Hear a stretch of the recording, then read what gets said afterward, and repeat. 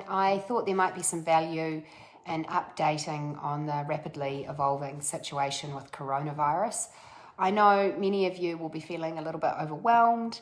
You're processing a lot of information. There's been a lot of updates this morning. And so I just wanted to reiterate the new information that we have and to repeat some key messages about what we can all do to keep ourselves safe. So the newest information is that the Prime Minister has made an announcement at lunchtime today following acknowledgement by the Director General of Health that we have 14 new cases in New Zealand, bringing our total cases to a total of 53. The concerning thing here is that 2 of those cases aren't related to overseas travel. So that means there's a possibility of community transmission.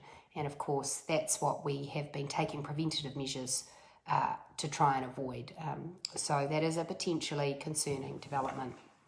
In response to this, the government has announced 4 new measures that I want you to be aware of and that you'll be reading about elsewhere and hearing about elsewhere.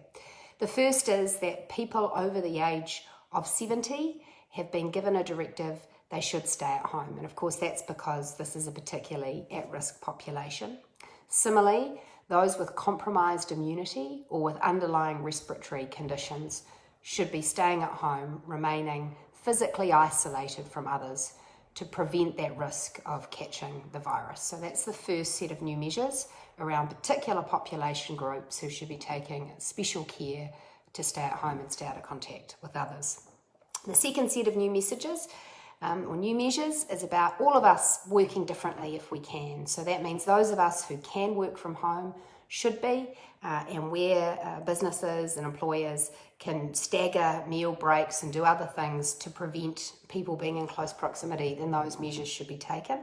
There's equally an acknowledgement that that just cannot apply to all kinds of work.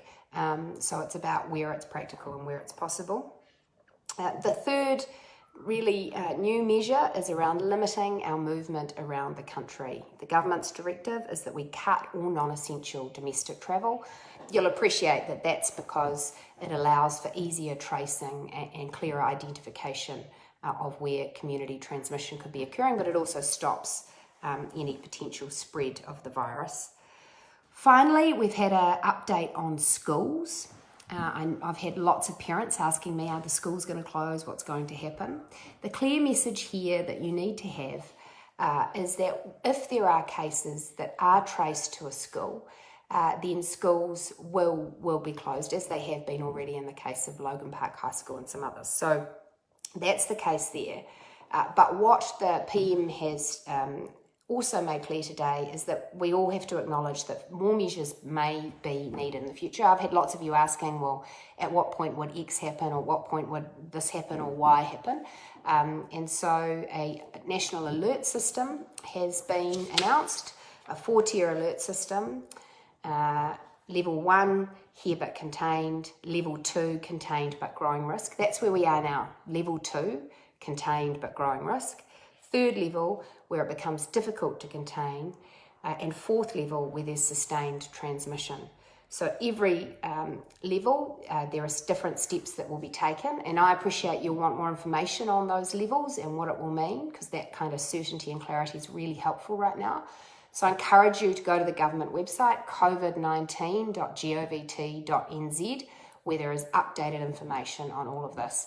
Now, key message here, and I can't stress this enough, having spoken with supermarket owners and supermarket workers over the past week, supermarkets and pharmacies are going to stay open throughout all of those alert levels. So please don't be out there panic buying. We are going to keep having access to food and the essentials that we all need. So it's really important for all of us to think about how we can be considerate members of the community right now. So those are the messages. Again, I encourage you to go to the COVID-19 website to get that updated information.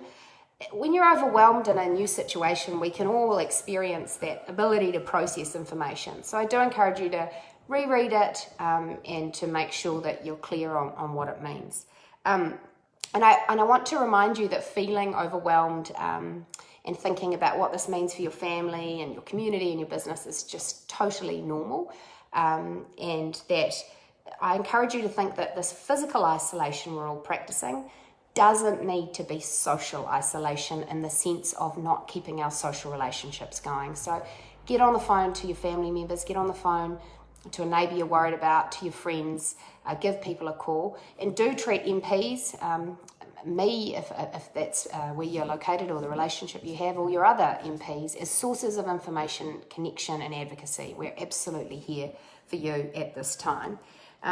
And I finally just wanted to remind you that we all do have the power to make a difference for how this disease progresses in New Zealand.